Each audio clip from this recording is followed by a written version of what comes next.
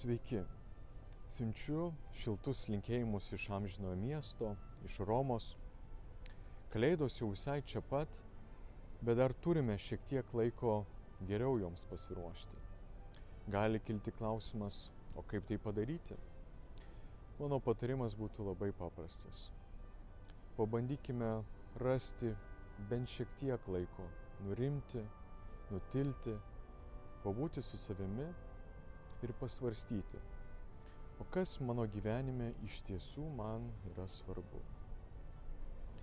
Mes krikščionys turim privilegiją, turim Dievo žodį, kuris mums padeda tai padaryti. Šiandien Katalikų bažnyčia visame pasaulyje skaito istoriją apie angelo Gabrieliaus apreiškimą, apie Jono Krikštytojo gimimą. Zacharijas, išgirdęs žinią apie sūnaus gimimą, sutrinka ir klausia, o kaip tai vyks, juk aš jau senis ir mano žmona jau nebejauna.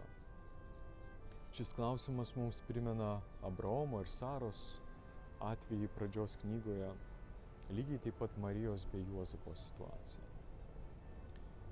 Evangelijos žinia šiandien mums sako, jog Dievui nėra negalimų dalykų.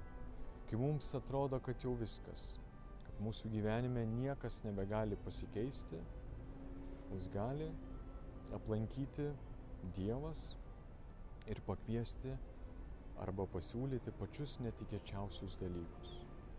Ir čia klausimas mums yra, ar mes esame atviri šiam kvietimui, ar mes esame pasiruošę keisti kažką savo gyvenime, galbūt keisti kažką radikaliai.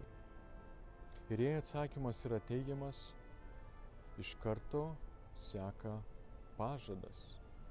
Dievo pažadas lydėti ir globoti. Šis adventas ir likusios dienos iki Kalėdų yra puikus metas apmąstyti šiuos dalykus. Jaukių, šviesių ir palaimintų šventų Kalėdų.